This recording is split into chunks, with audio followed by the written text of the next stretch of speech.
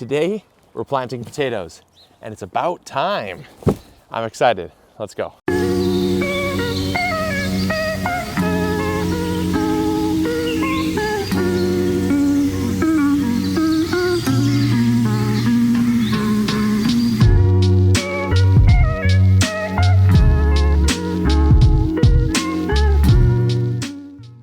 What is going on, everyone? Welcome to another very exciting episode right here on the MIgardener channel. Like I said, it's potato planting day and it could not have come soon enough. I am so excited. I'm always excited, but this year I'm more excited than ever because if you've been watching this channel for any length of time, you know that we're in the year of diversity.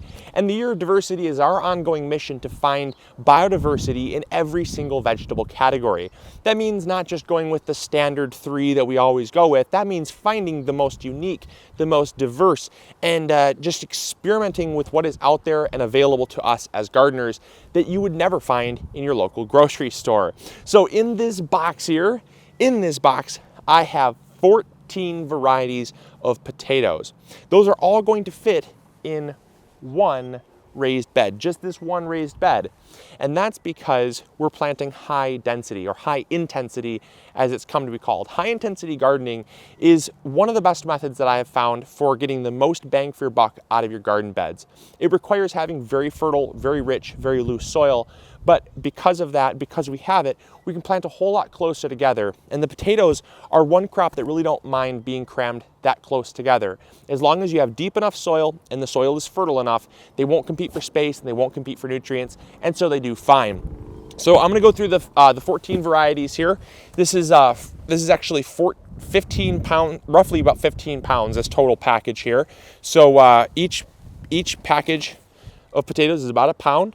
And that's going to, we're going to have a little bit left over. That's going to be okay. We'll probably plant some at the cottage with whatever's left over, but that's going to give us enough to do at least one row per foot. And if we're going to do one row per foot, that means we're also going to get about 12 to 13 types of potatoes in this bed here. So we're going to have to plant them a little bit closer than a foot together to get all 14 varieties in, but I think we can do it, I think. And if we can't, I'll reserve some grow bags for the remainder, but we'll see what we can do. We'll try to fit them all in one bed. That's the goal, at least.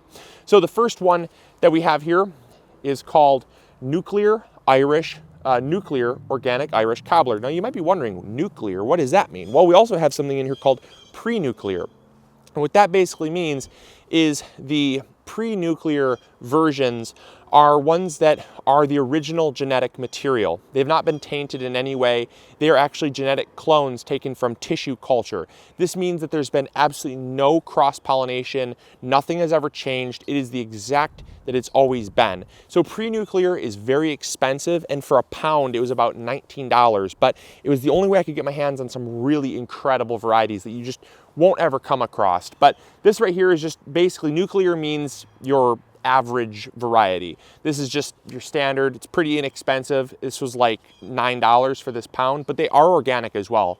So this is called Irish Cobbler. We have this is a Peruvian Sunrise. This is nuclear. I'll let you know what is pre-nuclear because there's not that many. So all of these are just considered nuclear. It's a term that the industry uses, but you and I can just associate it with just a regular potato. So this is Peruvian Sunrise, super cool. Whoa, sun just came out, 1 second. We got clouds that are kind of rolling in and out here, so the sun might be changing, I apologize. This one is called Rose Fin Apple. It's more of a fingerling style potato. This is called Irish Eyes. Irish Eyes. Very interesting. It's more of a russet. This is Dark Red Norland. This is actually pre-nuclear. So this is the OG. This is the original Dark Red Norland. Very cool. This is called Agata. Agata. I don't know. That's what it is. This is called Lansky Russet. It was blurred. It looked like some other word. So Lansky Russet. This is Pioneer Russet.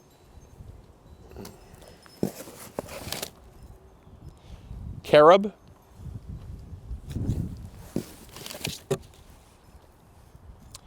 Desiree. This is a pre-nuclear, so this is like OG genetics. This was like 19 bucks for this. It's crazy, but it's just a pound, so it'll have to last a long time.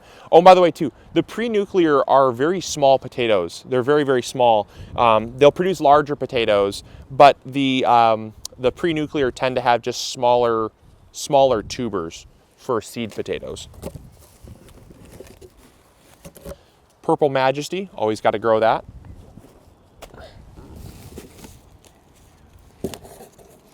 Now this is really crazy. So this is how small pre-nuclear can get here. So this is pre-nuclear Amarosa. Look how small those suckers are. Super small. 15 count, just a 15 count. And this was 19 bucks for 15 of these little buggers. Look at that. So this is called Amarosa. Check out how small these are. Look at this. Look at little pipsqueaks there. This is called King Edward. Whoopsie. King Edward there. And I think that's all. Yep, that's all of them. Okay. And then the last one is Atlantic. So all I'm going to do is I'm just going to start as close as I can to this edge here. And that way I can really maximize how many potatoes I'm going to be able to fit in this bed, because it's going to be a close one. So the first one I'm going to plant are my Atlantic. I'm just going to plant the whole potato. You could come in here in a process called chitting, and chitting is where you cut the potato into cross sections to get the most amount of eyes out of each seed potato. But because we have so many and we're going to have extra anyways, I'm just going to plant the whole thing. It reduces rot, and it also will it'll just yield more plants, which will just yield more potatoes. I think we're just going to space these out about every 5-6 inches. We're definitely going to plant them closer than we ever have before, but it'll be a very fun experiment to see just how much we can get out of this one bed. Okay, so there we go. We got 6 potatoes in a 4 linear foot row.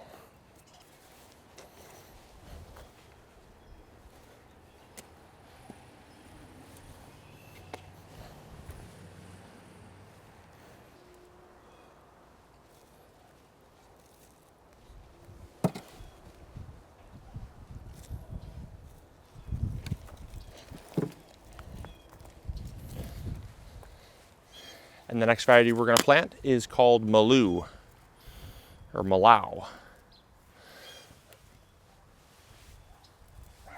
And we're going to plant as many as we have here. We only have 5 seed potatoes, so I'm just going to throw all 5 in.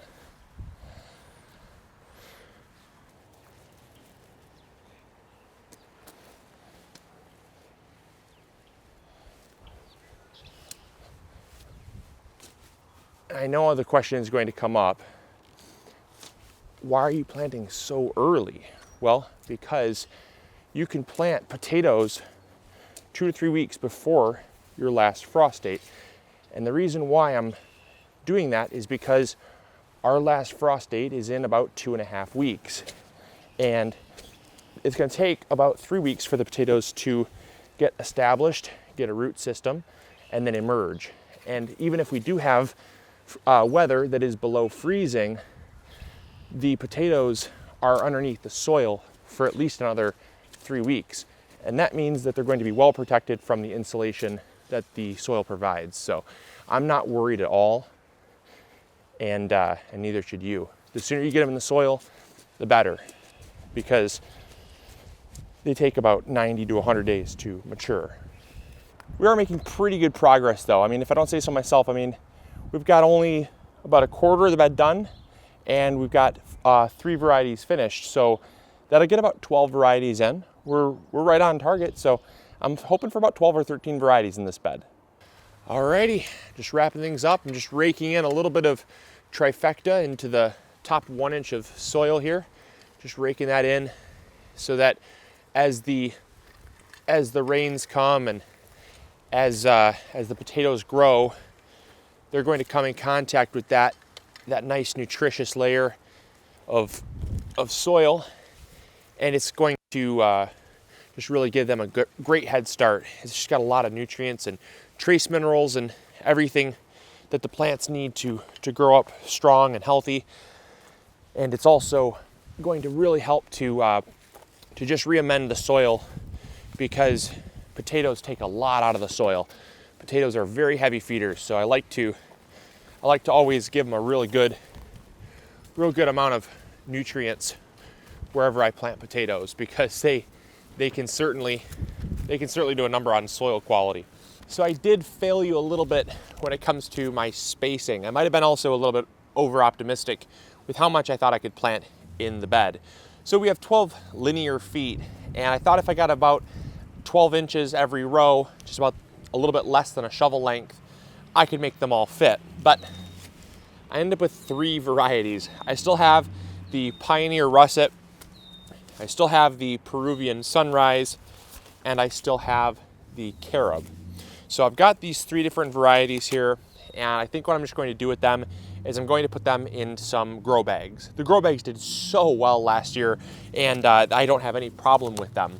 It's just for us, we really want to see what we can get out of our raised beds, but there's also never anything wrong with putting things in containers. We have the space for them, we have the containers, we might as well use them, right? So we're going to use those containers for growing those 3 different varieties, and it's okay. I probably got about maybe 14-inch spacing between my rows, so I was real close. Had I been just even a little bit more accurate, I could have gotten 1 more variety, but there's no way I could have gotten all 14. It just would not have happened. So that's okay though. We're still having a great day. I hope you all are as well. I hope you guys enjoyed. If you did and you're enjoying this year of diversity, make sure to give this video a huge thumbs up.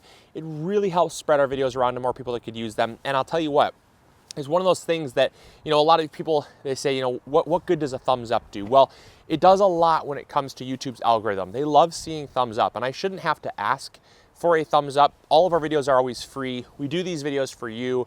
Now, the least you could do is just give this video a thumbs up if you did enjoy it. But if there's something I could have improved, don't just do a thumbs up. Let me know what I could have done to improve, because a comment in YouTube's eyes is just as good as a thumbs up.